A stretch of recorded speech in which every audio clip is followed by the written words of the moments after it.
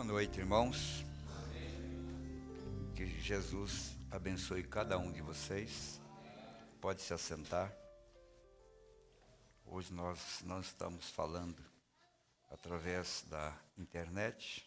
Está havendo uma mudança e, como sempre, ocorre esse tipo de problema. Então, muitos irmãos hoje estão sem poder ouvir nosso culto e às vezes não temos como prepará-los antes, né? Poder avisar, deixar na página a mudança, para que eles ficam ligando depois, o que aconteceu, não teve culto, né? E desde quarta-feira que a nossa página está fora do ar, quinta-feira, e hoje tudo preocupa, né? Que não está no ar, o que aconteceu, não vai ter mais, sempre assim. Mas Deus sabe também, essas coisas todas contribuem para o bem daqueles que amam a Deus. Nós estivemos visitando o irmão Misael e irmã Dalete essa semana, fomos felicitados pelo convite deles, estivemos na casa deles e fomos muito bem recebidos ali, esse casal de irmãos, que Deus abençoe vocês. E visitamos também a irmã Zeni, estivemos na casa dela ontem, conversamos bastante, ela está bem melhor. E assim que vocês puderem ligar para a irmã Zeni, dar uma palavrinha com ela, seria muito bom. Ela está terminando a radioterapia.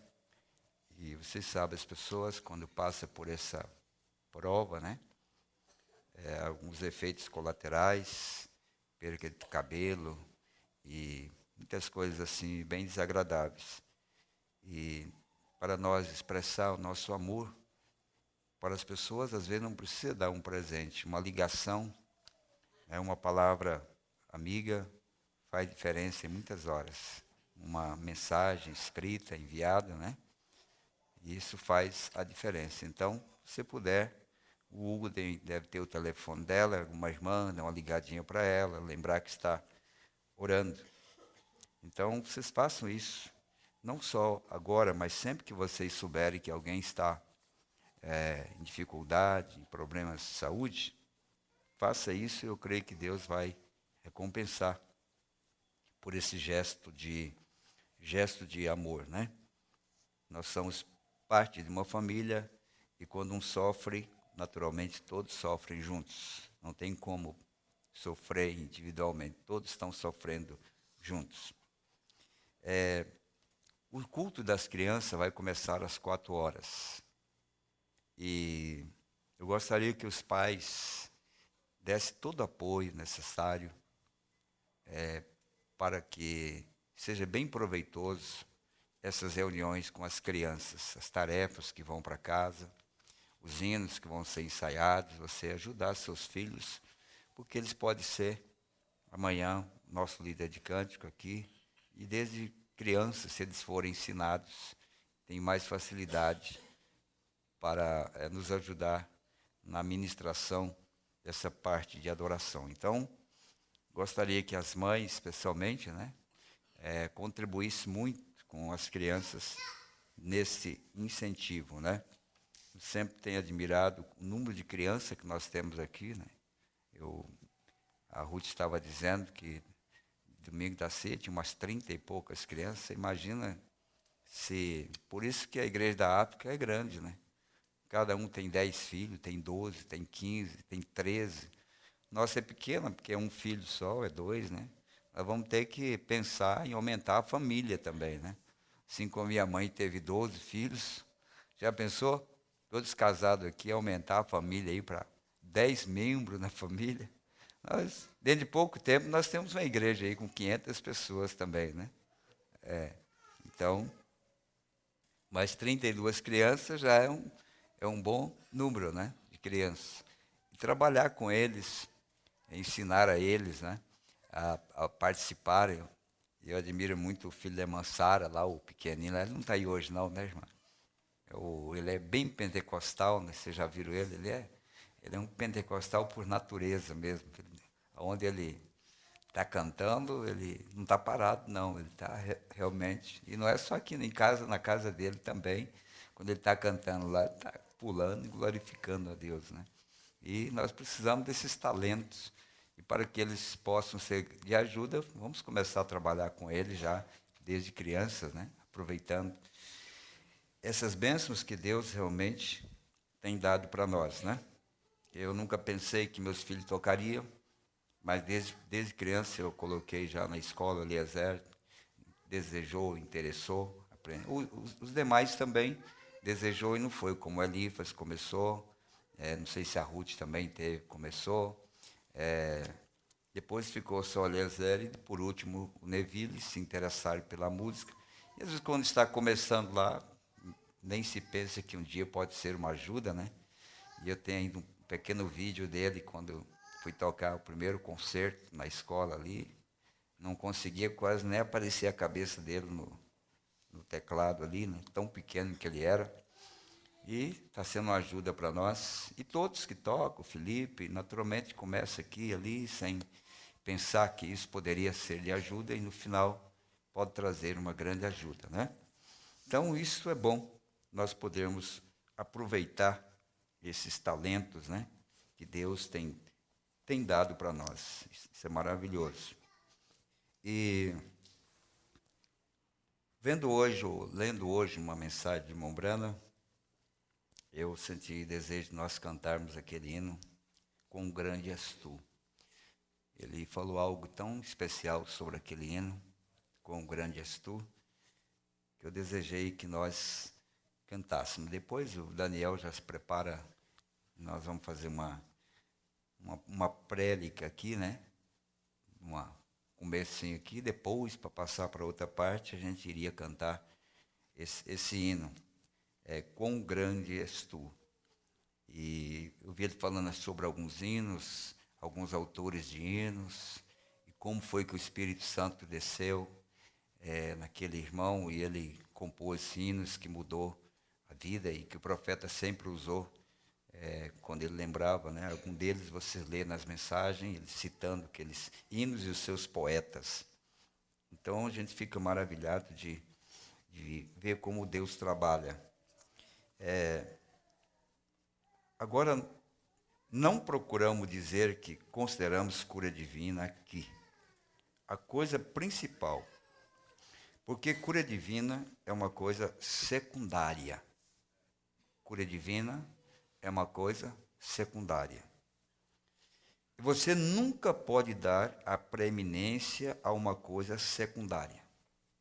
Então não pode dizer que a cura é divina e cura divina e cura divina, se ela não está acontecendo, porque existe outra coisa maior do que as outras coisas que estão acontecendo. Não. Existe algo muito maior do que a cura divina. Não é verdade?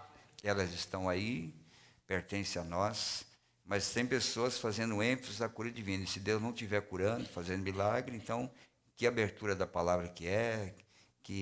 Então, o que é, afinal de contas? Irmão Brando disse, nós nunca vamos dar ênfase, e você nunca pode dar a preeminência a uma coisa secundária. Mas cremos que o ministério de Jesus Cristo, 86% dele foi cura divina. Agora você imagina que o mais importante não era a cura divina. E, no entanto, no ministério dele, foi 86%. Por quê? Todo esse tempo em cura divina. E ao conseguir a atenção das pessoas por meio de cura divina, trouxe o entendimento de que ele era Deus. Então, o objetivo maior da cura divina no ministério de Jesus, que não é diferente do ministério do Filho do Homem nos últimos dias, foi com um objetivo: reconhecer Deus, ver Deus. O objetivo foi esse, foi reconhecer quem ele é. Então, a cura divina era para apontar quem Deus é, diz o profeta, de quem ele era, de que ele era Deus. E disse, se não podeis crer que eu o sou, então crede nas obras que eu faço. Porque se não faço as obras de meu Pai, então não me acrediteis. Mas se faço as obras do Pai, e não podeis crer em mim, então crede nas obras. Mas essa você não pode crer nele. Primeiro é crer nele sem as obras. Mas se você não pode crer nele sem as obras, creia por causa das obras, então. Não é? Veja, como homem, ele se fez Deus. Na cruz, um pouco antes da cruz, disseram-lhe: não te apedrejamos por alguma boa obra que fizesses, mas te apedrejamos porque, sendo tu homem, te fazes Deus a ti mesmo. Ele era Deus. Ele era. Deus estava nele. E assim que ele diz: se não podeis crer em mim, crede nas obras que eu faço. Vê, simplesmente crede nas obras, que elas são de Deus. Bem, agora, é a mesma coisa hoje. Então, é a mesma coisa hoje. Não há nenhum homem na terra que seja Deus. Amém? É a mesma coisa hoje. Não há nem um homem na terra que seja Deus. Certamente que não. Somos todos seres humanos, todos nascidos em pecado, formados em iniquidade, viemos ao mundo falando mentiras. Não tem nenhum de vocês que não nasceu mentiroso. Nenhum de nós. Nós já nascemos assim mesmo. Essa manhinha que a criança tem no colo da mãe já é do bichinho lá.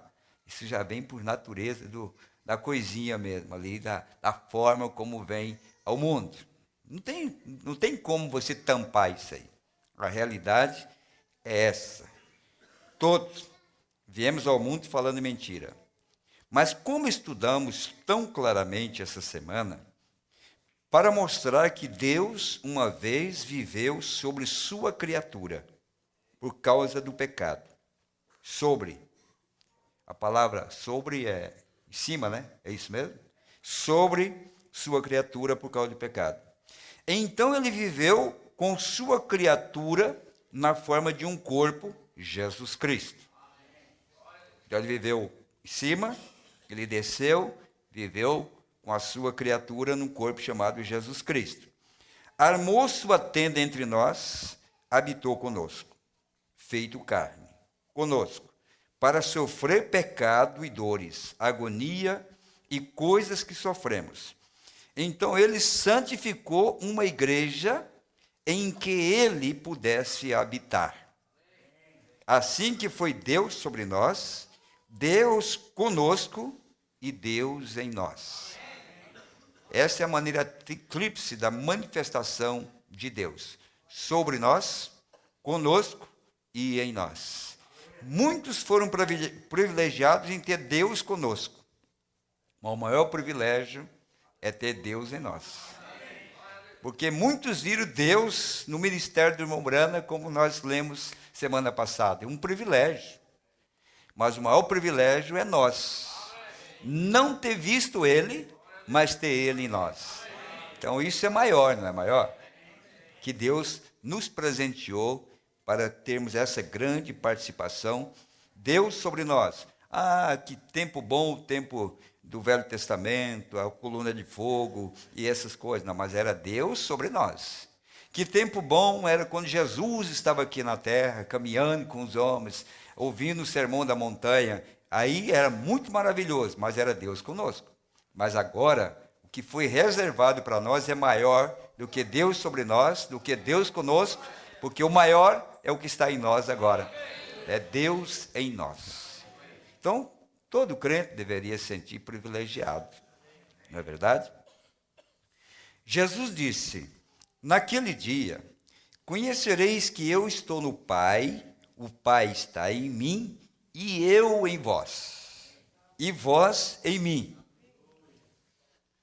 E você vê lá, é Deus operando por meio disso.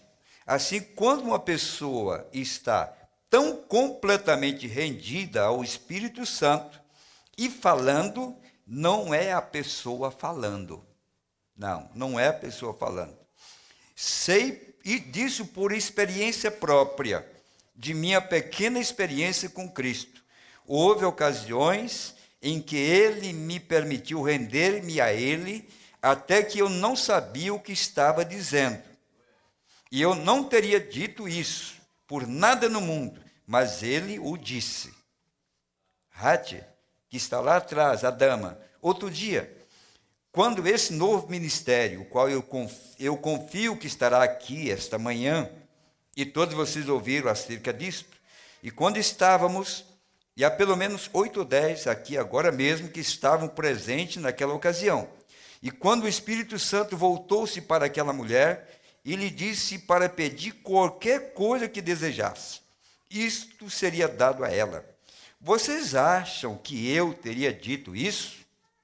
Se eu pudesse, eu diria isto agora mesmo. Mas eu não poderia dizer isto. Eu tremi, eu estava tão debilitado. O irmão Bankswood, aí de pé, estava sentado ao meu lado. E o suor corria de minhas mãos, e eu estava tão debilitado, até que eu me levantei e saí da casa. Isso assustou tanto. Mas a mulher pediu uma das maiores coisas que alguém poderia pedir e a recebeu. Veja, aquele era Deus. Aquele não era um homem. O homem não consegue fazer essas coisas. Jesus disse à árvore, ninguém coma de ti. E os discípulos, no dia seguinte, quão rápido, isso começou a operar imediatamente. No dia seguinte, ela começou a murchar. E eles disseram, vede, quão rapidamente a árvore murcha.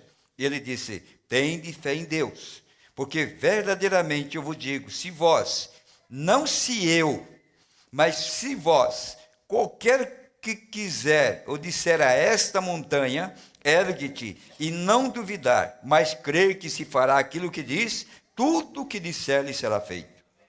Aquele é Deus em você. Amém. Vê? Quem pode erguer uma montanha a não ser Deus? Quem poderia fazer as coisas acontecerem dessa maneira a não ser Deus? Assim, veja você, indiscutivelmente, Deus está em seu povo.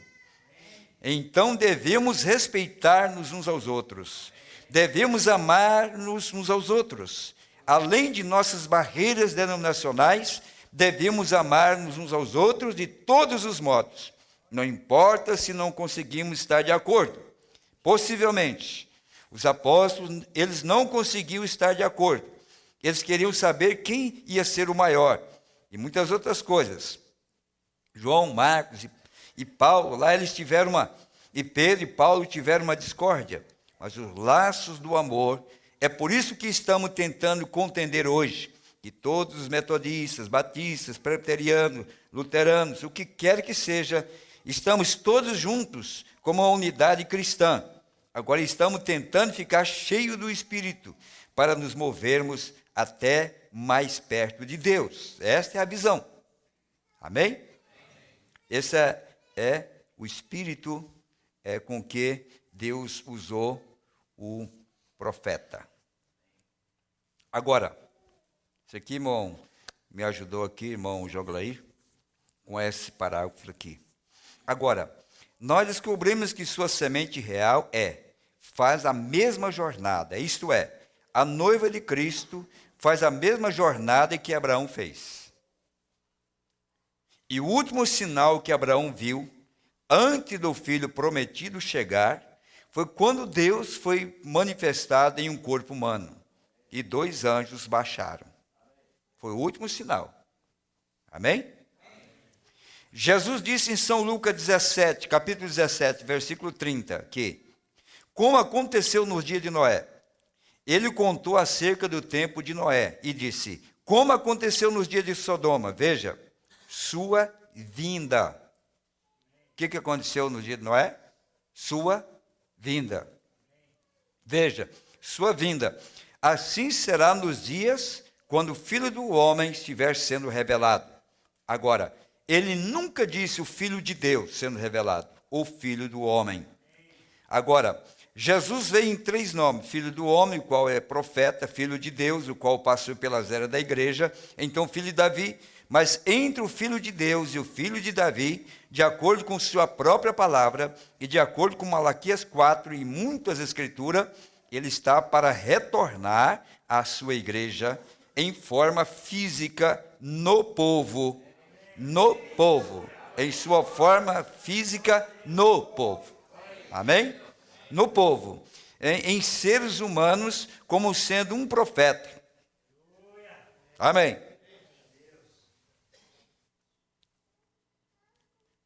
Isso é a mensagem, muda Deus seu parecer? Amém? Agora, na mensagem, é sua vida digna? Ele diz assim: quando o evangelho de Jesus Cristo pôde ser pregado e provado, e o Deus dos céus, na forma de sua coluna de fogo, passar pelo povo e mostrar que Jesus Cristo está no último período de sua vinda. Vem aqui, irmão Joglaí. Eu gostei da explicação do irmão Joglaí para isso aqui. Cadê o microfone? Está aí, esse amarelo aí. Nós estávamos conversando sobre isso aqui, porque ele diz uma coisa muito interessante aqui, ó. Mostrar que Jesus Cristo está no último período de sua vida. Então, a sua vida tem período? Sua vida tem etapas da sua vida? Tem ou não tem?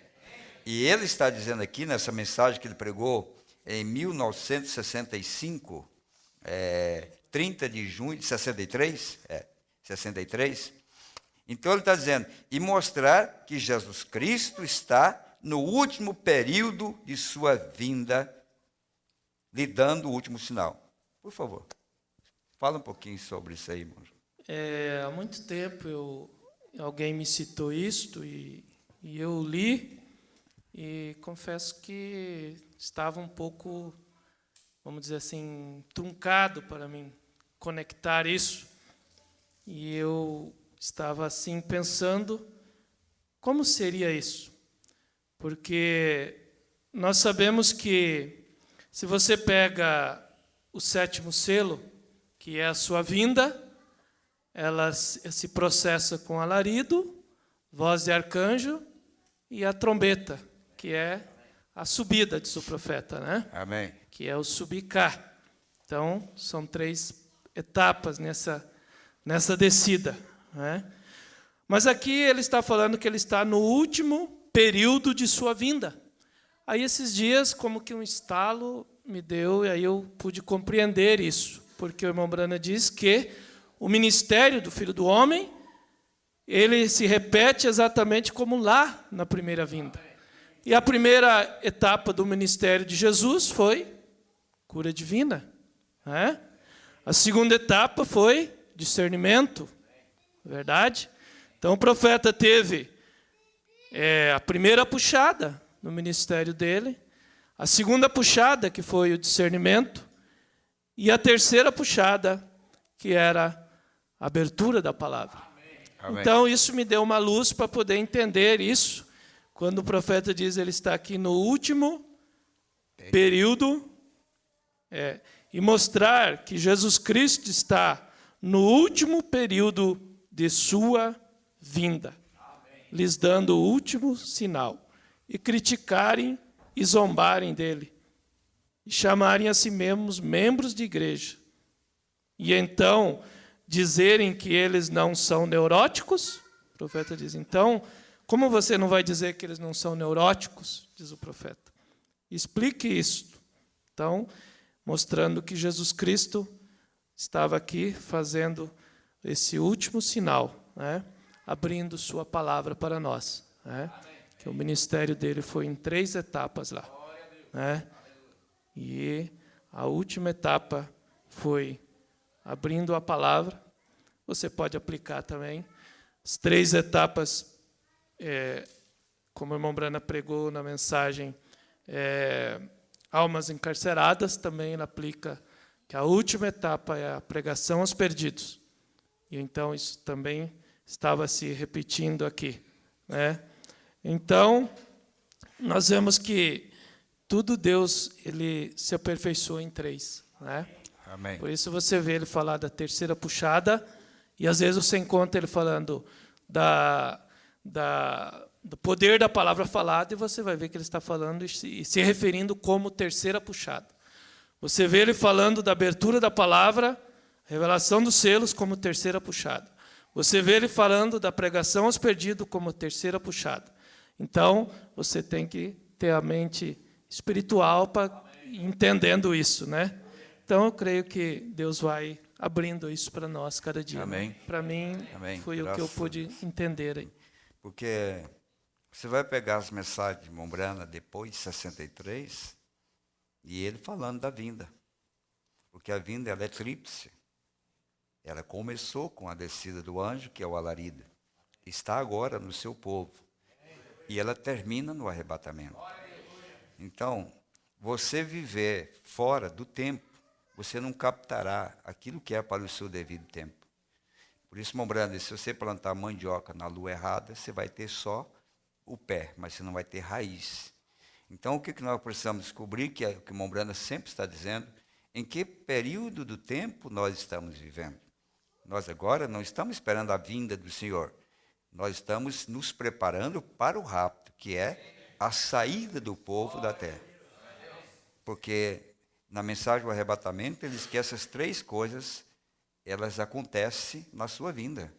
Então, tem que estar dentro de um pacote só. Então, se não vê essa vinda, você também, como é que você vai ver o rapto? Porque ela já é o princípio do arrebatamento.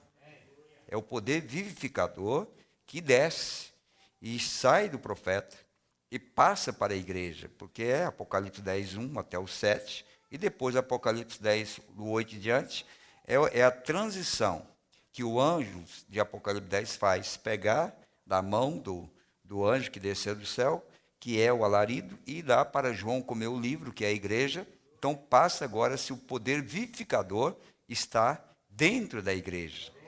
Ela não está esperando por algo, ela está agora administrando esse algo que está dentro dela, que está preparando para nos tirar da terra. Porque Paulo disse, se o mesmo poder que estava em Cristo estiver em vós, então nós somos vivificados. Então ele teve que entrar em nós, ele teve que descer em nós para nos tirar da terra, não é? Agora, isso não é coisa para discutir, porque eu creio que isso são o divisor de águas. É o que Deus fez dessa maneira. Tudo que está acontecendo, Deus fez dessa maneira. Nós temos que aprender a admitir que não tem nada que nos traria escândalo, porque realmente Deus está cumprindo o seu papel aqui na terra, e os eleitos de Deus, naturalmente, não serão enganados, não é? Então, eu li primeiro em conferência com Deus, e agora muda Deus seu parecer, e sua vida digna do Evangelho. Vamos cantar esse hino, então, Daniel? Vamos cantar, Quão Grande És Tu. Vamos ficar em pé para nós cantarmos esse hino.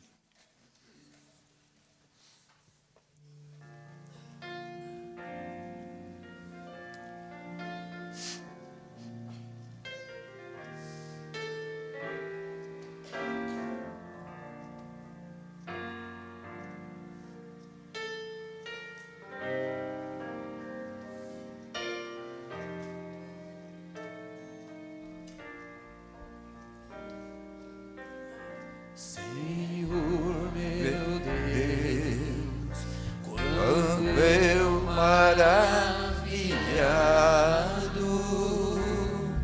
fico a pensar nas obras de tuas mãos, no céu azul de estrelas pontilhado, o teu poder mostrando a criação. Então minha alma canta a ti, Senhor. Quão grande és tu, quão grande és tu. Então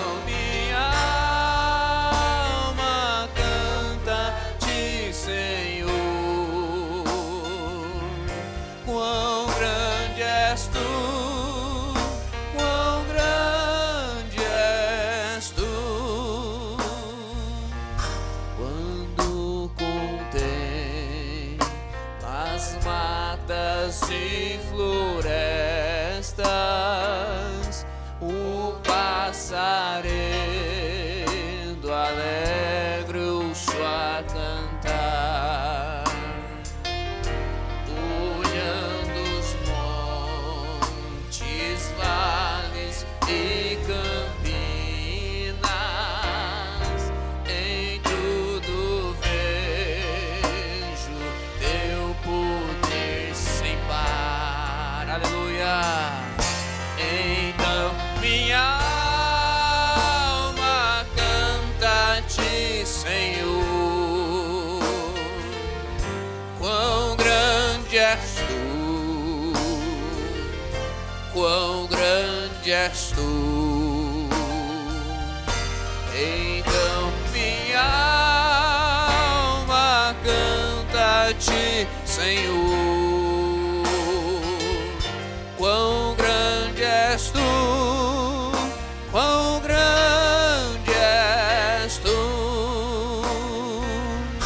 Quando eu medito em teu amor tão grande, teu filho dando ao mundo pra salvar, na cruz vertém do seu precioso sangue, minha alma pôde assim purificar. Aleluia! Então minha alma canta-te, Senhor. Quão grande, quão grande, quão grande, quão grande és tu. Então minha alma canta, então minha alma canta-te, Senhor. Quão grande és tu, quão grande és tu. E quando enfim Jesus vier em glória, e ao lar celeste, ao lar celeste, então me transportar, adorarei prostrado e para sempre. Quão grande és tu, meu Deus, hei de. Então canta, quão grande. Então minha alma canta, oh, aleluia.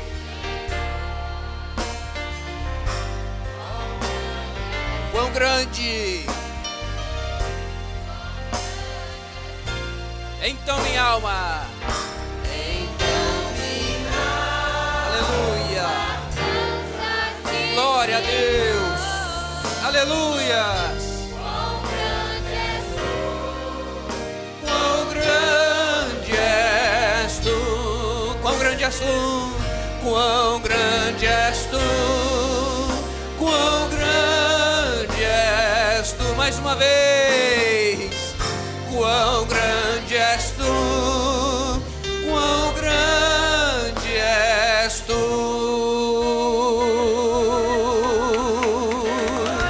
Aleluia.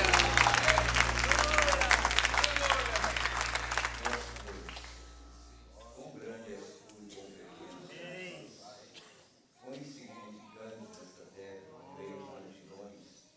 Nós aqui, Pai, tentando levar esta luz em nossos corações e nossas vidas, e sentimos tão incapacitados, Senhor, de continuar, sabendo que a pressão do mundo, sabendo que estamos no fim de todas as coisas, como o teu povo tem almejado cada dia, este grande dia, quando podemos ouvir aquela voz subir cá. Ali terminará toda a dor do câncer, terminará, Senhor, toda a aflição do homem, justo ou injusto, porque a terra passará por uma grande transformação e é o fim de todo gemido para o começo de uma nova terra, de uma nova vida.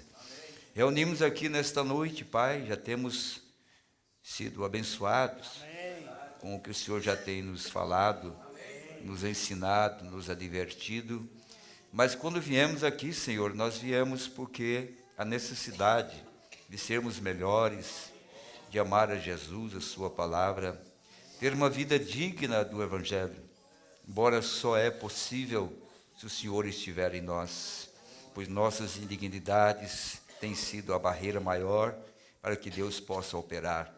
Mas nesta noite, amado Jesus, todo o nosso culto e adoração é porque temos o Senhor que prometeu estar conosco, caminhar entre nós, e é por isso que ainda estamos aqui, Senhor. Se eu soubesse que o Senhor não estava aqui nesta noite, eu teria ido a outro lugar. Mas por crer e saber que esses filhos e filhas que carregam essas marcas do cristianismo têm deixado os seus lares para vir aqui, eu estou crendo que o Senhor verdadeiramente tem caminhado nessa terra mais uma vez.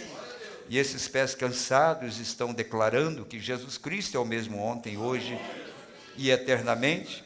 Porquanto, quando o Senhor estava aqui, tu cansastes também, tu trabalhaste, tu suaste, Senhor, tu teve marca de sofrimento, de trabalho, porquanto a tua labuta foi grande para criar os seus próprios irmãos, como temos aprendido, Pai, mas ali estava Deus em carne.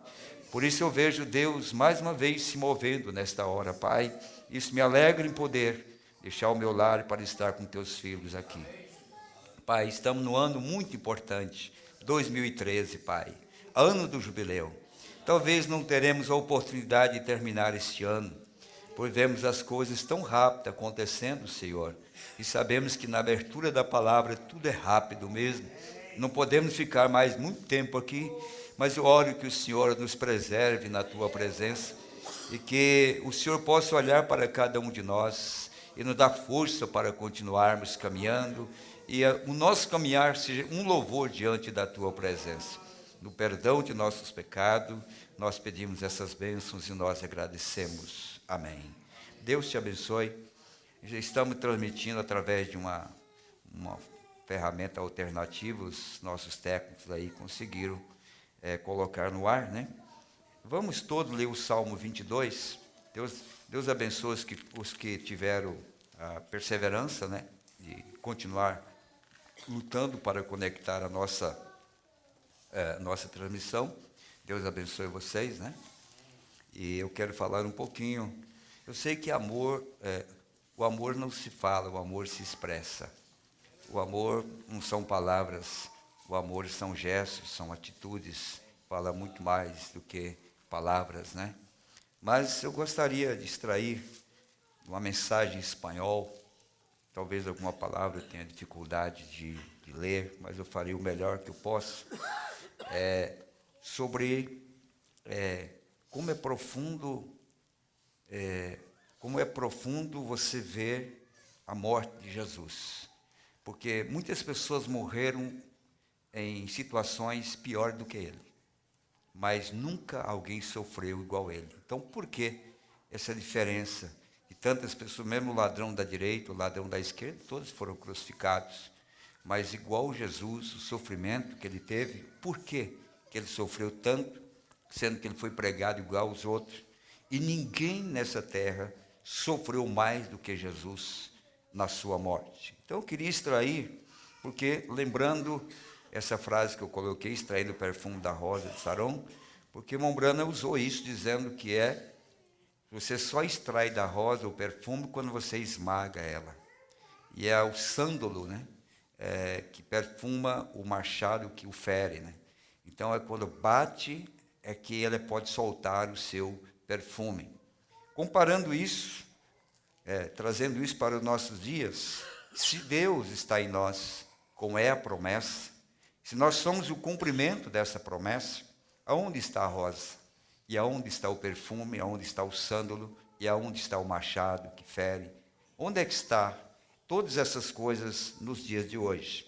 Então, meditando sobre isso, é que nós vamos extrair uma pequena mensagem nessa noite, não vamos demorar, e vamos ler no Salmo 22. Eu vou ler o primeiro e a igreja vai ler o segundo. Eu gostaria que todos vocês lessem em voz alta, para que pudesse captar pelas nossas câmeras aqui também, para que nossos irmãos que ouvem pela internet pudessem ouvir a igreja. Solte a sua voz mesmo. Eu vou ler o primeiro. Não tem problema se você ler na frente ou atrás. O importante é que todos leiam. Não se preocupe em uma sincronia. preocupe em você soltar a voz e ler. Expresse para Jesus com a sua voz esse Salmo 22. Deus meu, por que me desamparastes? Por que te alongas das palavras do meu bramido e não me auxilias? Deus meu, eu amo de dia, e tu não me ouves, de noite não tenho sossego.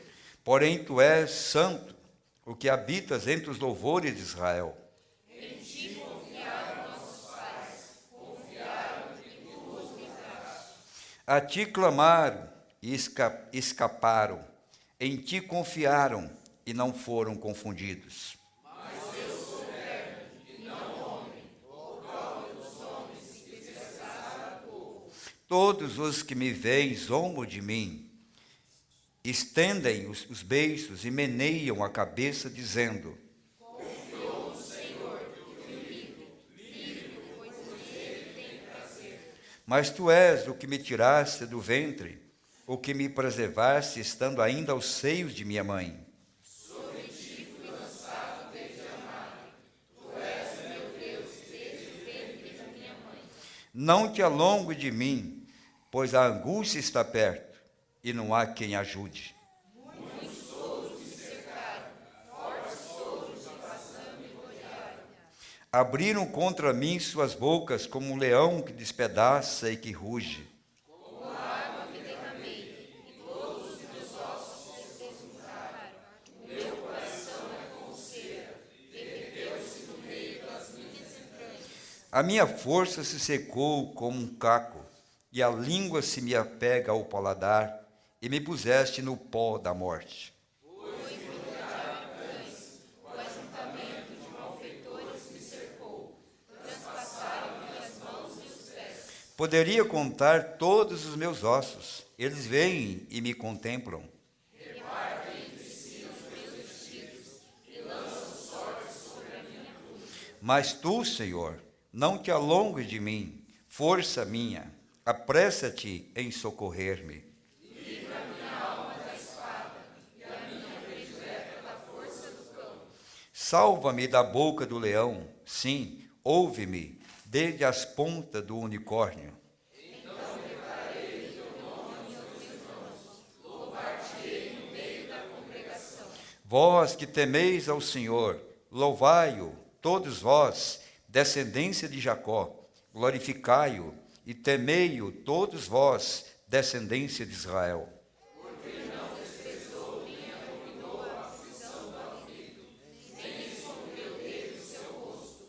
Antes, quando ele clamou, o ouviu. O meu louvor virá de ti na grande congregação. Pagarei os meus votos perante os que o temem. Os mansos comerão e se fartarão, louvarão ao Senhor os que o buscam. Vosso coração viverá eternamente. Todos os limites da terra se lembrarão e se converterão ao Senhor, e todas as gerações das nações adorarão perante a tua face. Porque o reino é do Senhor, e ele domina entre as nações. Todos os grandes da terra comerão e adorarão, e todos os que descem ao pó se prostrarão perante ele, como também os que não podem reter a sua vida. Uma semente o servirá, falará do Senhor de geração em geração. Todos chegarão e anunciarão a sua justiça ao povo que nascer, porquanto ele o fez. Deus abençoe, sua palavra pode se assentar. Vamos meditar um pouquinho nesse grande amor de Deus. Eu creio que nós estamos aprendendo com o sofrimento a realmente demonstrar o grande amor de Deus. Mensagem: vivendo, morrendo, enterrado, levantando-se e vindo. Esse é o título da mensagem. Veja, vivendo, morrendo, enterrado, sepultado, né? Levantando-se e vindo. É o título que o irmão Breno usou para essa mensagem. E ele nos traz um apreço muito grande quando ele descreve na vida do Filho do Homem os seus últimos sofrimentos. E na outra mensagem ele descreve o seu próprio sofrimento. Assim como aconteceu de um lado, acontece do outro. Nós pensamos que servir a Deus é ter uma religião ou é ter uma igreja. Expressar a Deus é caminhar nos momentos de provas, igual caminhamos no momento de alegria. É entender que nós fomos colocados aqui por um propósito, expressar a própria natureza de Cristo. Isso não é fácil, porque a religião não faz isso. A única coisa que faz isso é quando você nasce de novo. O novo nascimento, ele muda a natureza para que você expresse a Jesus Cristo. Por isso, uma criança de 10 ou 12 anos, eu não me lembro agora quantos anos tinha o irmão Brando, 8 anos, podia pegar um rifle, cercar outras crianças na escola e tentar matar um por um, porque ele nasceu com essa natureza terrena, maligna e diabólica, como qualquer ser humano. Mas esse mesmo corpo, essa mesma vida, essa mesma pessoa, depois do nascimento, de novo, pôde receber um homem cuspindo na sua cara e olhar para ele e dizer: eu vou orar por você. A questão é que nós esforçamos, desejamos ser crente, desejamos ser cristão sem o novo nascimento. É como aquele pedreiro, ou aquele homem que diz que é pedreiro, e ele tenta rebocar o teto. Só um pedreiro sabe jogar massa no teto e ele fica preso. Quem não é pedreiro, do jeito que ele bate lá, ele volta de novo. Ele bate e volta de novo. Mas o pedreiro tem uma mão certa, ele bate e fica lá. E tem pessoas que querem ser cristão, mas sem um novo nascimento. Ele tenta. Ele até consegue por alguns minutos, como Pedro conseguiu caminhar em cima da água alguns minutos, mas logo ele afunda. Logo ele cai, ele não permanece. E ele fica uma vida de sobe e desce, porque falta uma base principal para o cristianismo que chama-se novo nascimento. Porque o novo nascimento é como um imã que atrai tudo de Deus para si.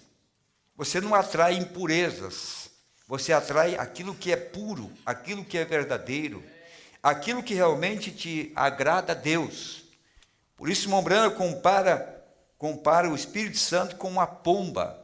A pomba não toma banho, a pomba não precisa tomar banho porque ela tem um óleo em si e ela se purifica de dentro para fora. E a pomba não tem fel. O único animal que não tem fel é a pomba, porque ela não come nada que vai lhe prejudicar. Por isso você vem na igreja, você vê um defeito, você vê um problema, você tem um novo nascimento e o Espírito Santo está ali, você não engole aquilo para te fazer mal. Você deixa aquilo de lado.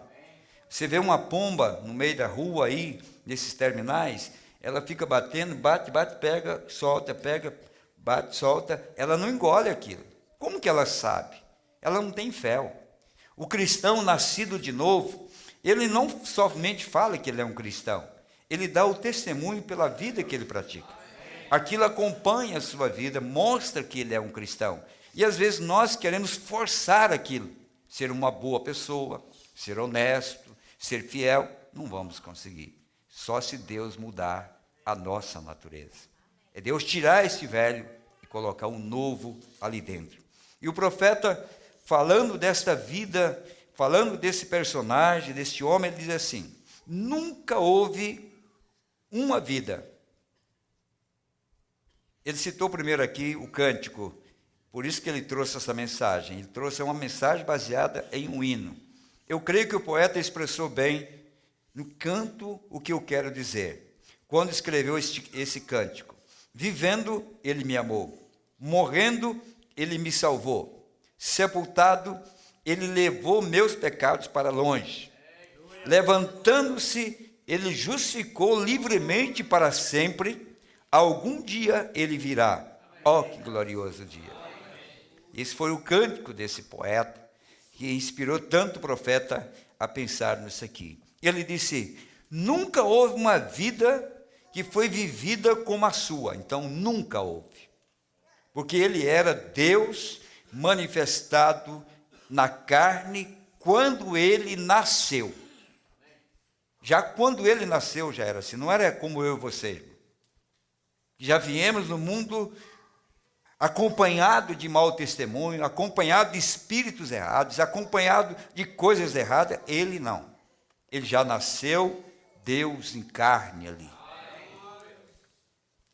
Ele era a expressão do que Deus, o Pai, é.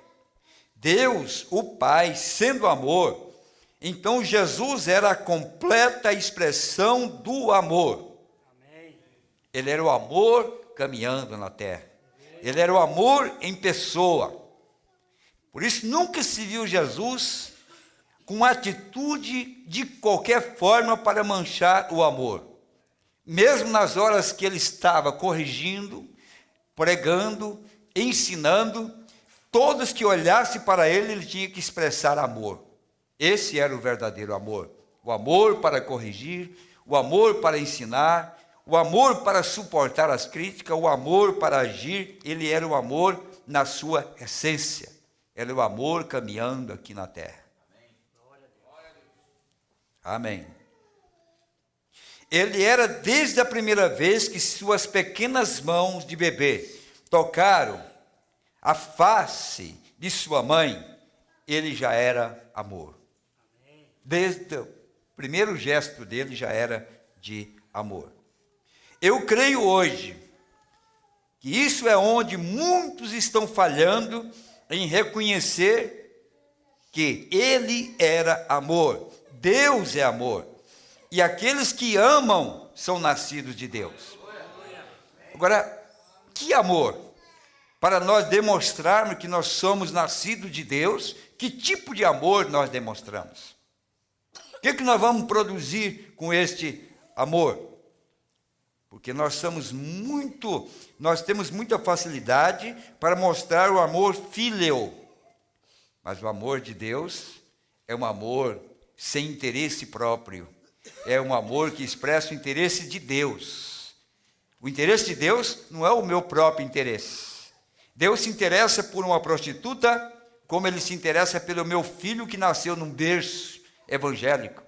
Deus se interessa por um ladrão, como ele se interessa por uma moça que nunca esteve no mundo, uma jovem que nunca esteve no mundo. Esse é o amor de Deus, que não faz acepção de pessoas. Não é verdade? Que não faz. Esse amor de Deus é aquele amor que prega para uma prostituta. Não é aquele amor que escolhe a quem ele quer pregar. Ele tem um amor por ela, como tem um amor por um cidadão, um homem de paz, ou qualquer pessoa. Ele ia em busca da alma e não da casca. E por trás dessa casca escondia muita semente eleita que jamais poderia ser alcançada com os olhos naturais. Tinha que ser os olhos do amor de Deus, que podia enxergar, que podia salvar uma pecadora, salvar um ladrão, salvar uma pessoa caída. Nós estamos precisando desse tipo de olho, não pela casca, mas o olho que possa ver atrás dessa casca tão manchada, uma semente tão preciosa aos olhos de Deus. Aí nós vamos ser o verdadeiro evangelista do tempo do fim. Porque nós vamos evangelizar sem acepção de pessoas. Nós vamos evangelizar como ele evangelizou. Nós vamos fazer como ele fez. E quando o Filho do Homem se manifestou nos últimos dias, as maiores campanhas que ele fez foi no meio dos pobres, das pessoas piores que existiam, que era da África. Aonde ele não sabia discernir a mão direita da esquerda. Aonde ele estava passando com um dos seus secretários, num carro do seu secretário ali, caminhando com ele, em uma pequena vila, e aquele homem a 60, 80 km por hora, e aquelas crianças brincando, e ele disse para aquele homem, disse, por favor, você vai atropelar uma criança dessa? Ele disse, não são gente todavia. Eles param o carro, e agora? E vamos provar se eles são gente ou não são. Eles precisam de uma chance, eles precisam de uma oportunidade. Há pessoas que estão precisando apenas de uma oportunidade, de uma chance na vida. Parou o carro e Mombrando disse, vou dizer para você, ou você anda, ou você respeita essas almas, não é porque elas são negras, não é porque são pobres, respeita essas almas ou deixa o seu carro agora. Isso era Cristo caminhando na terra mais uma vez. Isso é a forma de expressar a Deus mais uma vez. Porque nós, assim, irmão, você vê um homem cabeludo, você, vou pregar, olha, um efeminado. Aí você vê uma mulher toda pintada, isso é uma Jezabel. Quem é que precisa de salvação, afinal de contas? É aquele que você vê todo bem vestido? É aquele que você vê todo bem preparado, que está precisando? Às vezes é aquele que realmente não tem nada, que nunca teve alguém que chegasse ali para dar uma palavra para aquela pessoa. Pelo menos para dizer assim, Jesus te ama, viu? Jesus te ama. Jesus te ama. Do jeito que você é, Jesus te ama. Porque se ele não amasse, ele não iria atrás. Ele deixava você converter primeiro para depois ele ir atrás. Não, ele não esperou você converter. Ele foi do jeito que você era, sujo, imoral, falando mentira, caído. Ele não teve barreira para ir atrás de você. Ele foi atrás de você como você era. Então você tem que olhar para o seu semelhante, para o seu amigo de trabalho, para a sua vizinha, para o seu vizinho, mesmo que seja o pior.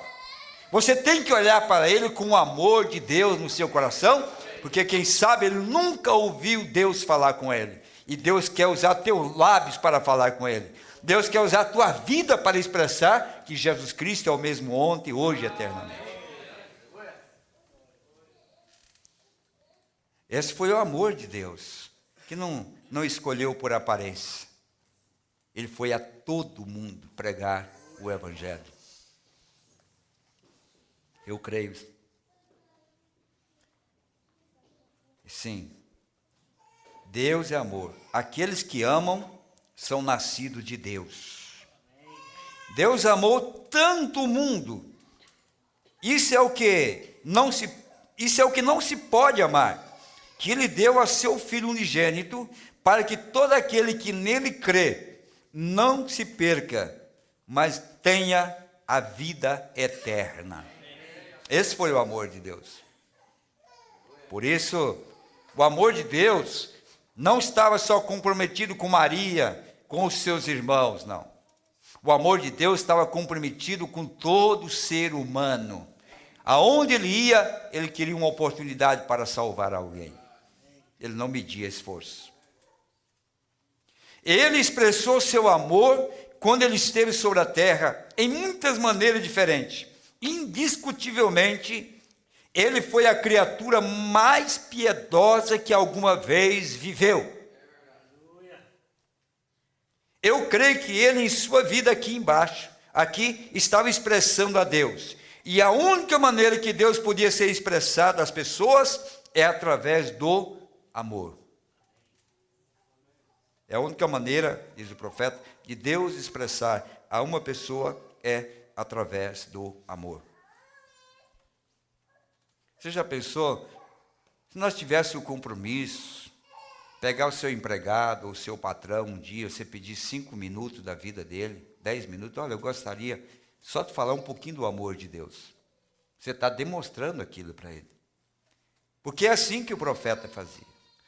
Eu estava lendo e ele dizia que não tinha lugar que ele não ia, que uma pessoa se convertesse que ele não batizava.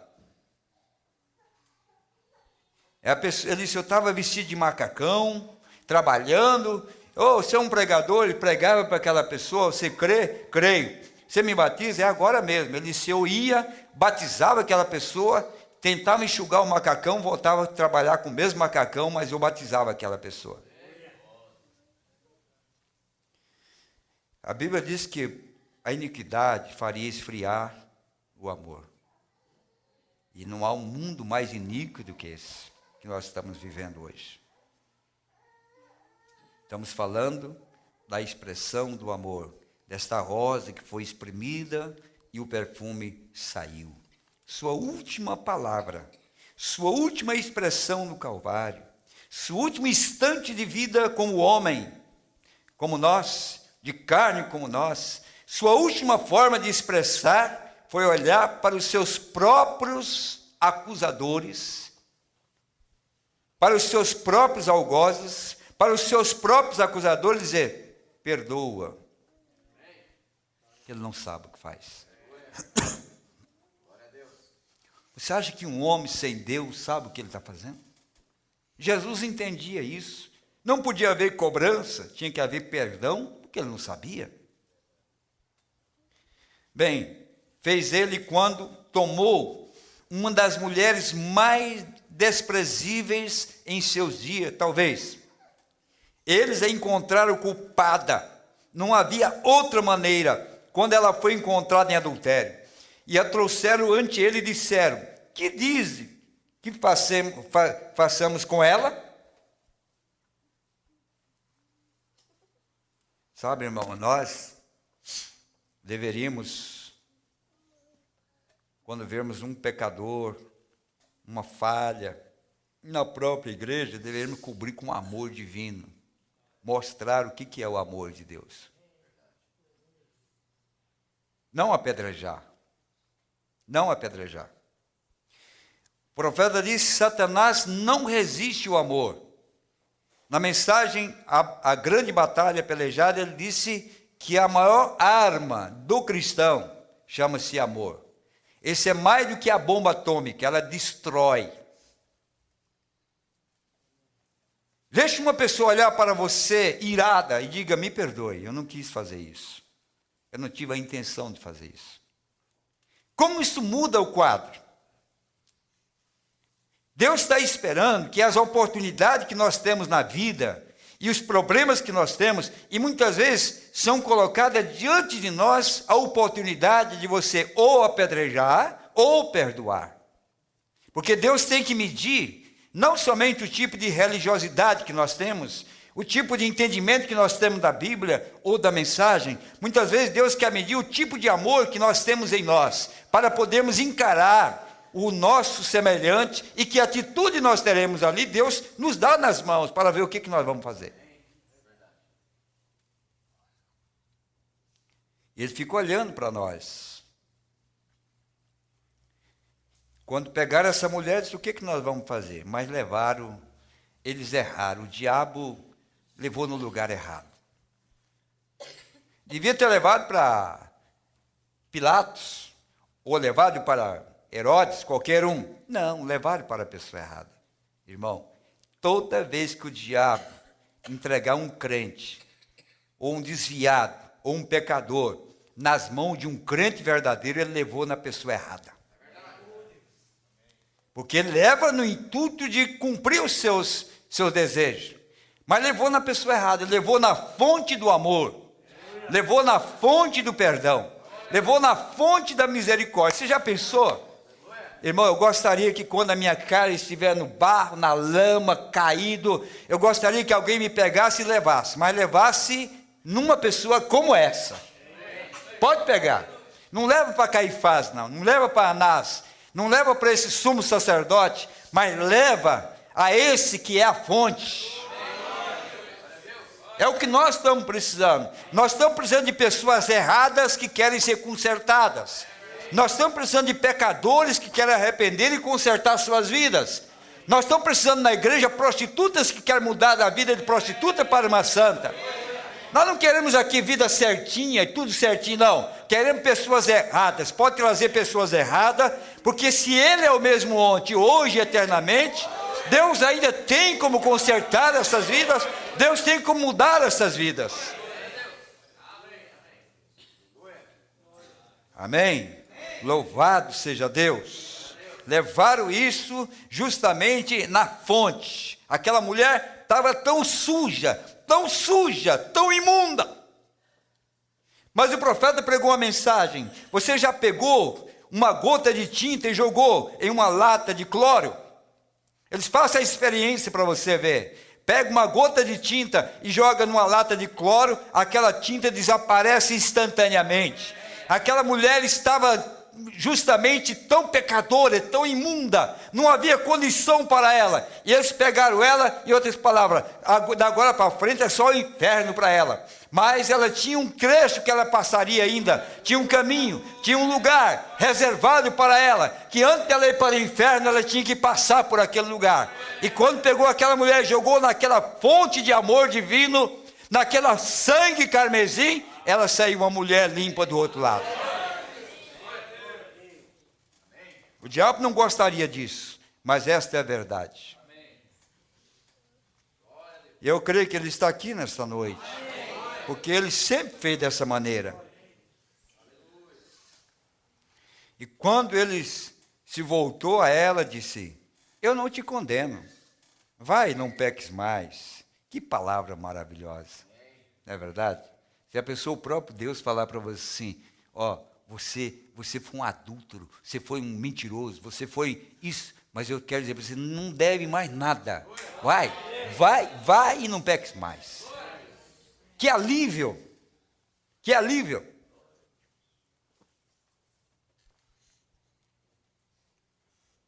Oh Deus maravilhoso!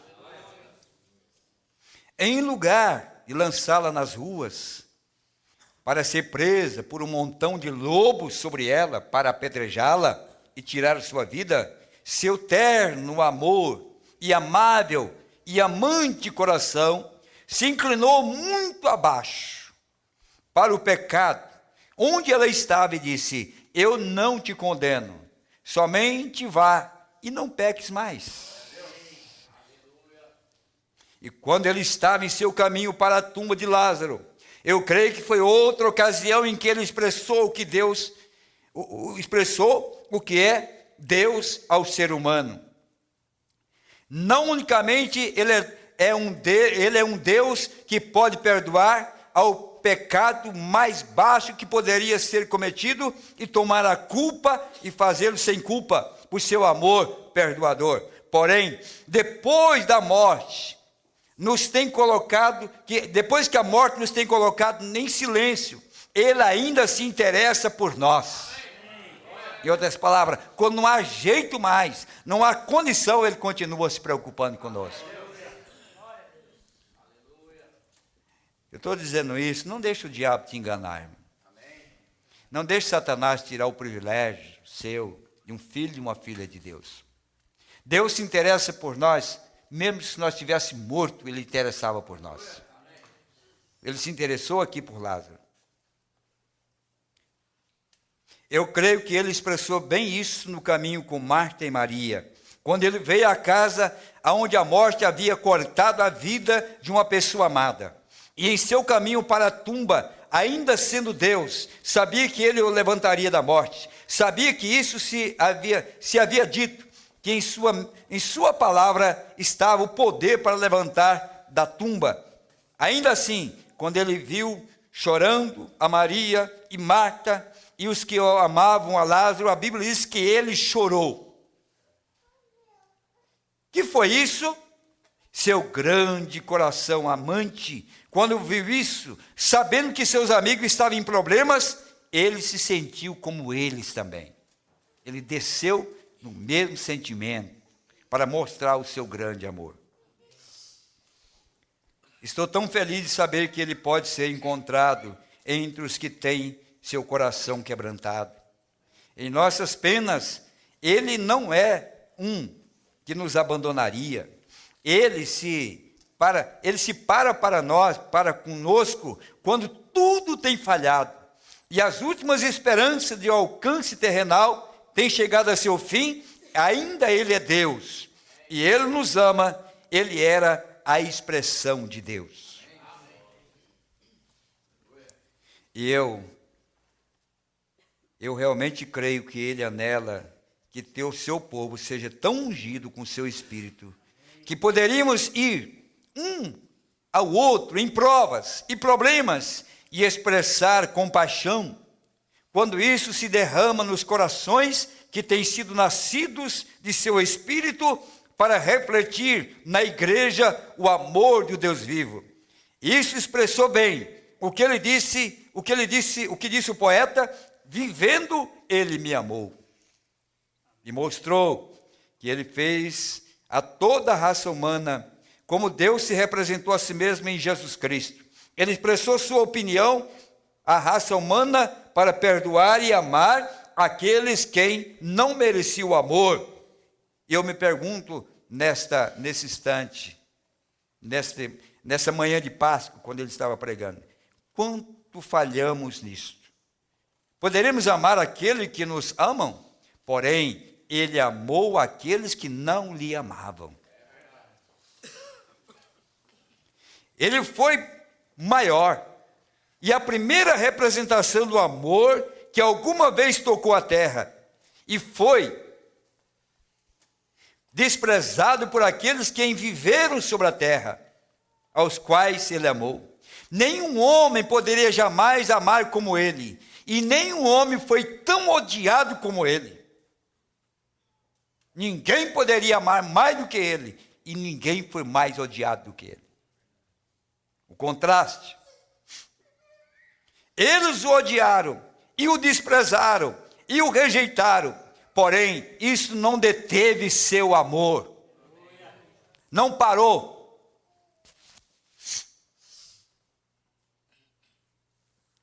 Eles riram quando ele estava pendurado sobre a cruz, depois dessa vida que ele havia vivido e que não havia feito nada mais do que boas coisas, perdoando ao culpado, curando aos enfermos, fazendo coisas que eram boas. Quando ele respirou pela última vez sobre a cruz, com o vulgar e grotesco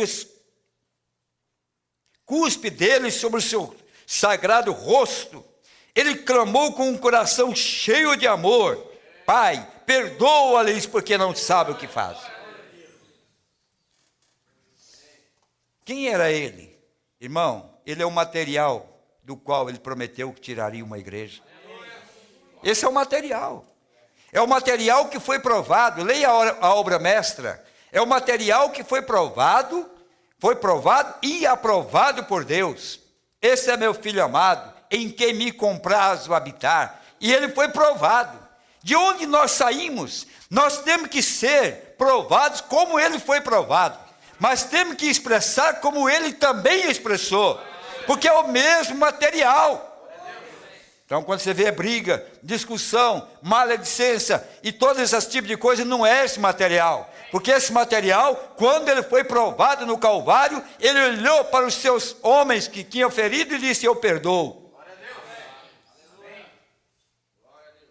Será que nós temos a graça de olhar para uma pessoa dessa e dizer: eu te perdoo?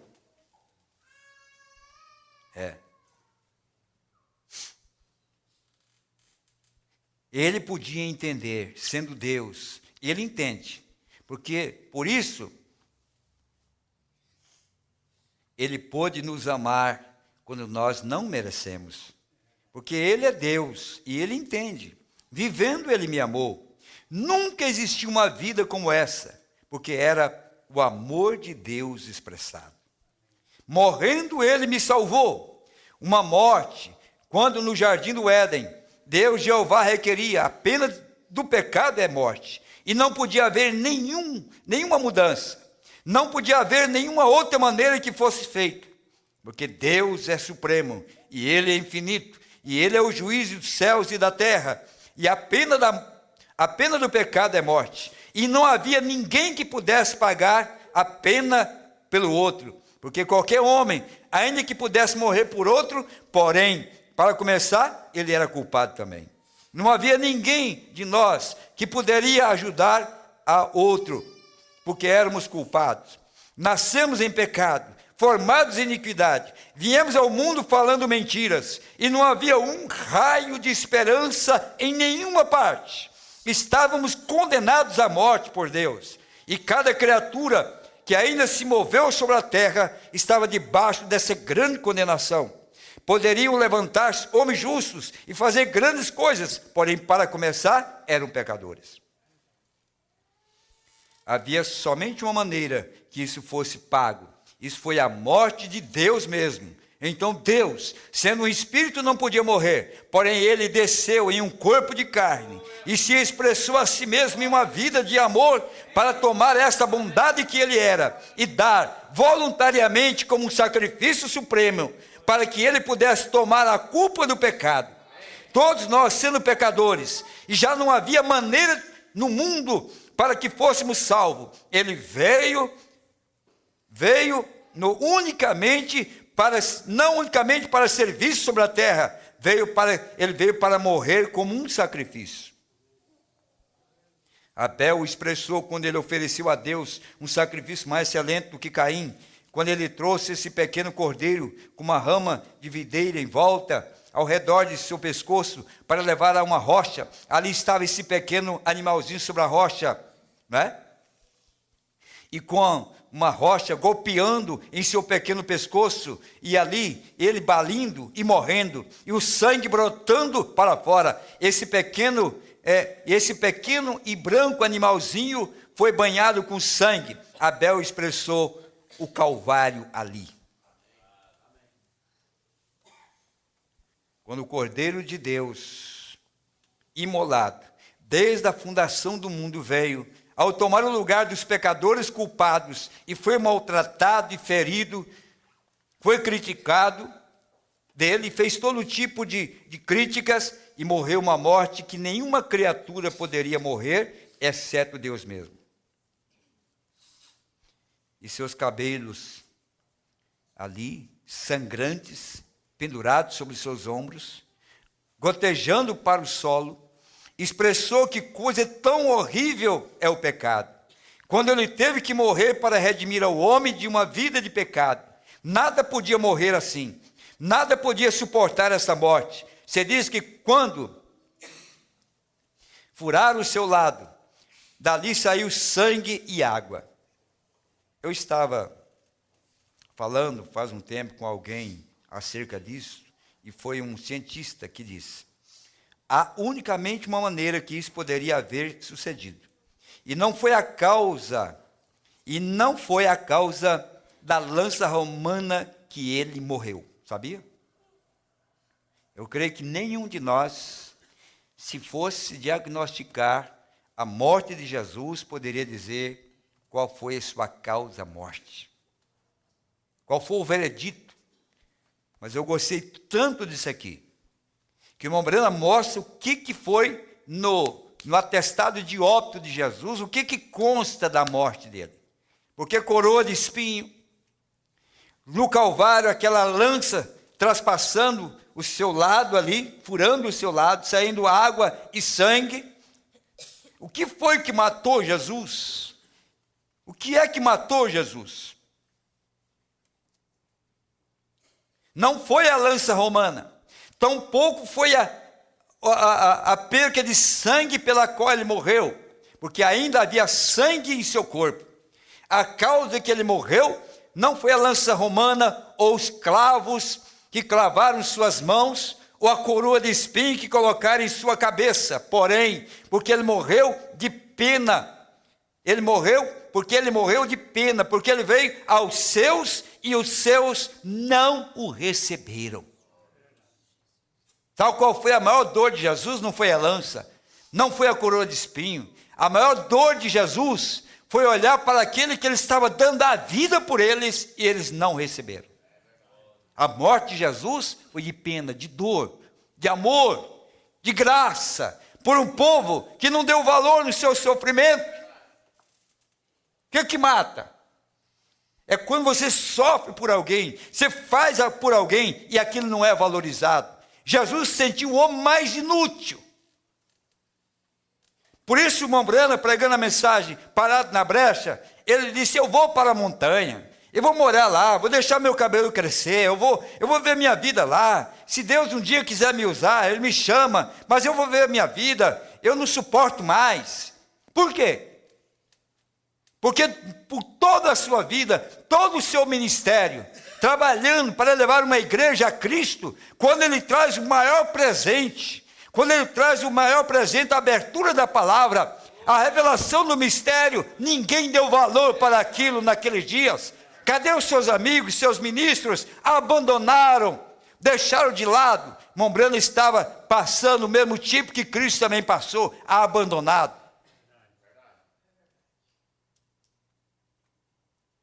Porque, irmão, saber o sofrimento que ele teve para salvar os maiores pecadores e eles matando ele, rejeitando a sua oferta. Essa foi a dor maior de Jesus. Foi a causa morte de Jesus, foi a rejeição por aquilo que ele estava fazendo pelo povo. Não é a espadada no seu coração, não foi. Não. Quando ele soube que as mesmas criaturas do tempo, pelas quais ele morreria para redimi-las, haviam cuspido em sua cara, e que ele foi rejeitado pelos homens. 800 anos antes que sucedesse, Davi clamou com a mesma voz que ele clamou no Calvário: meu Deus, por que me tem desamparado? Que coisa tão horrível para o pecado! Separa o homem de Deus. E ele foi a oferta de pecado que teve que ser oferecida por nossos pecados. E ele foi separado da presença de Deus. O pecado o havia separado. Deus colocou nossos pecados sobre ele. E ele foi separado de Deus. Isso é porque ele clamou: por que me tem desamparado? Porque ele foi desamparado e havia tomado esse lugar e viu a seu povo, ao qual ele vinha para ser seu salvador e oferecer vida, eles o rejeitaram. E isso os machucou tanto, os feriu tanto, ao ponto que ele teve tão quebrantado do coração que o sangue e a água e a química de seu corpo se separaram. A dor maior de Jesus não foi as feridas dos espinhos e nem da lança, foi a dor de amor pelo pecador. O homem nunca saberá o que isso foi. Essa é a razão que não podia haver alguém mais que pudesse morrer assim. Não me interessa quanto você poderia ser atormentado, quando eles poderiam pôr seus pés presos e ser cortado em pedaços, ou queimado por pedaços. Você não poderia morrer essa morte, porque você não poderia morrer essa morte. Não, você não poderia morrer esse tipo de morte. Ele tinha que ser Deus. Ele tinha que ser mais do que homem ali. Deus morreu. Ele morreu de um coração partido, com tal dor pelo mundo, até que a reação química que aconteceu em seu corpo não aconteceria em você. Você não pode sofrer assim. Não há forma para que tenha esse tipo de dor, assim que somente um poderia fazê-lo, e ele fez. Amém. Assim, ali estava pendurada essa vida preciosa, que não conhecia nada senão o amor e fazer o bem, pendurada ali entre os céus e a terra, levantado ali, completamente nu, envergonhado. Pense, como você estaria totalmente nu?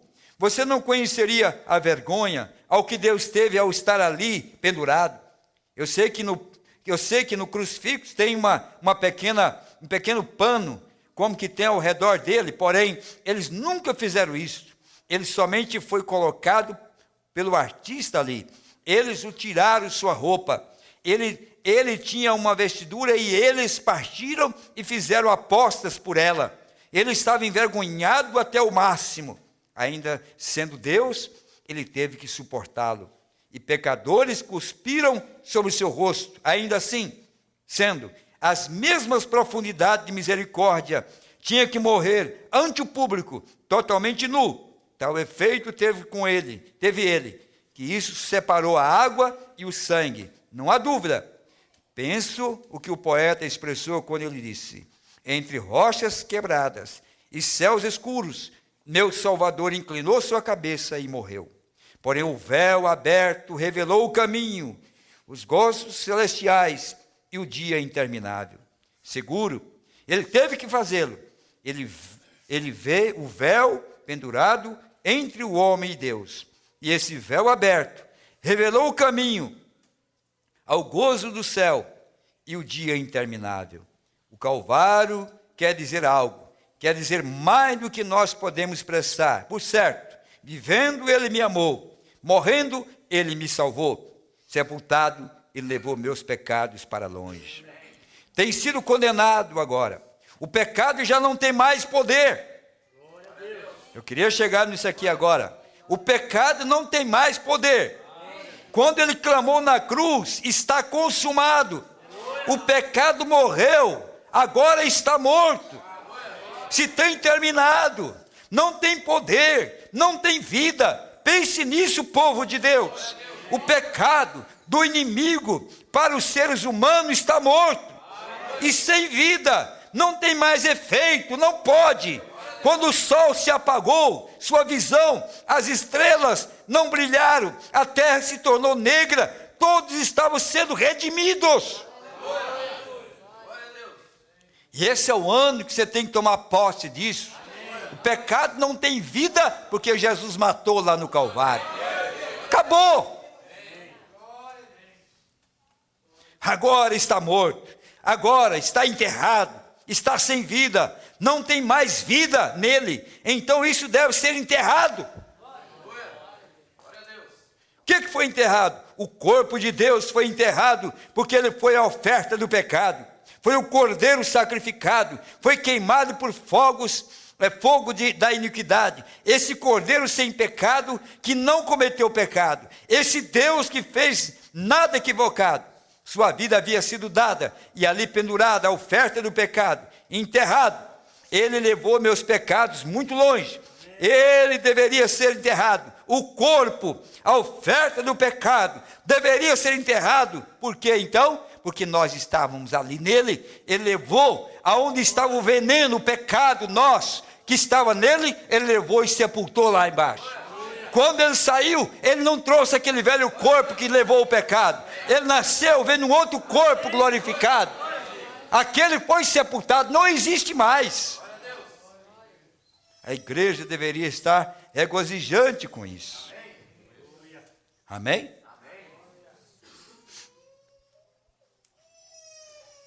Por isso, muitos, depois de um momento, caminharão um por um a esse tanque para ser batizado no nome de Jesus Cristo. Por quê? Algo tem acontecido. Esse espírito que saiu desse corpo, quando ele clamou, está consumado, ele tem condenado ao pecado em nossos corpos. E nós devemos enterrá-lo para não recordá-lo jamais. Eu estou contente que assim seja. Quando algo é enterrado, é escondido, está fora de vista. E enterrado, ele levou meus pecados muito longe. Deus não pode ver mais nossos pecados, porque eles estão enterrados. Onde estão enterrados? No mar do esquecimento. Pense, um mar do esquecimento. Deus não pode recordar mais, porque eles estão mortos, enterrados. Nem sequer podem ser recordados. Eles estão fora da memória de Deus. Aleluia. Glória a Deus. Amém? Não é uma bendita segurança para nós? O que ele tem feito por nós? Ele era o nosso exemplo. Eu estava dizendo a alguém nesta tarde, em uma pequena reunião, eu disse: cada filho que é nascido de Deus tem que ser provado primeiro, punido. E eu recordo quando eu passei pelas minhas, ou a minha maior hora, quando um homem é nascido de novo, há um pequeno ponto do tamanho de uma unha de seu dedo, que Deus injeta em seu sistema, e isso cai em seu coração, e se ancora lá. Então Satanás o faz provar aquilo, e se isso não estiver lá, você está perdido. Mas ele deu isso para nós, ele injetou essa pequena fagulha de vida lá dentro. Quando tudo está desmoronado, há uma vida lá dentro, que ainda diz: eu estou aqui, ainda estou aqui. Glória a Deus. Amém? O que isso faz?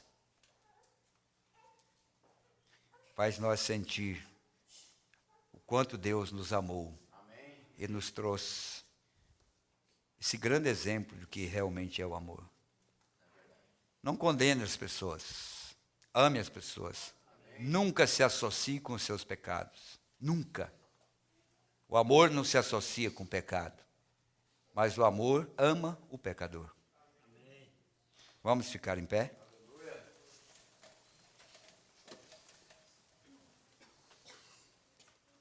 Daniel, prepara aquele hino, se o mar fosse tinta, e cada homem um escritor, e cada árvore uma pena, fosse descrever o amor de Deus.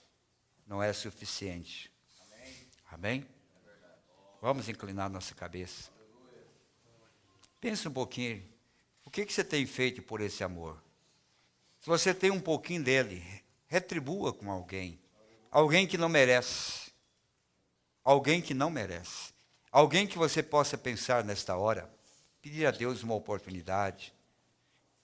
Para alguém que você nunca imaginou que teria coragem de falar que Jesus te ama, você poder nesta noite dar um passo e dizer: Jesus, eu quero seguir o teu exemplo. Eu quero caminhar como tu caminhaste. Eu quero estar na terra como tu esteve. Eu quero que o meu sofrimento não seja pelas feridas que me fazem, mas o meu sofrimento seja o amor que eu tenho por cada pecador, ou por cada alguém que me atinge. Isso eu quero sofrer, porque aí eu sei que eu tenho o amor divino. Pai celestial, nós estamos agradecidos. Nós vamos cantar este hino, Pai, como gratidão em nossos corações. Vamos tornar esse hino uma expressão da nossa vida aqui nesta noite, com meus irmãos que me assistem, por meu povo em cada lugar, crendo, meu Pai, que nós queremos seguir esse exemplo passo a passo. E eu sei que os nossos dias estão contados. Não resta muito para nenhum de nós, seja velho ou novo. Nosso tempo está contado. Permita que a partir de então, nós possamos expressar esse Jesus no verdadeiro amor divino. Que o nosso sofrimento, Pai, seja apenas por amor, não por críticas, não por zombaria, mas por verdadeiro amor.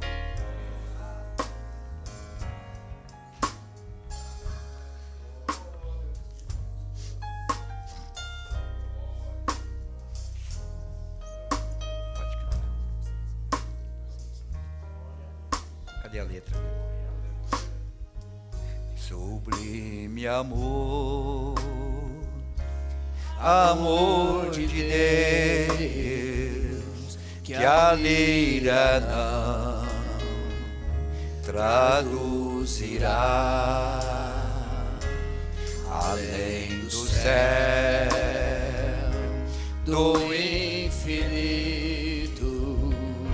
maior que o mar, Ele é também. Ao pecador em aflição, seu Filho Deus doou. Ao sofredor deu Ele a mão e perdoou o mal. Sublime amor, amor de Deus, quão insondável tu és, sempre a cantar tão grande amor, estarão salvos no céu. Ao sobrevir do tempo fim, e o grande Rei aqui chegar, o homem vil e pecador debalde então suplicará. O amor de Deus será fiel, inesgotável, leal. Ó grande Deus, não te demores em revelar-nos tal dom. Sublime amor, amor de Deus, quão insondável tu és, sempre a cantar tão grande amor, estarão salvos no céu. Se o mar em tinta se tornar e em papel o céu também, e a pena então sempre a correr, o amor de Deus a descrever, o descrever tão grande amor, ao mar daria o fim. Mas onde, pois, está o livro em que escrever amor? Sublime amor, amor de Deus, quão insondável tu és, sempre a cantar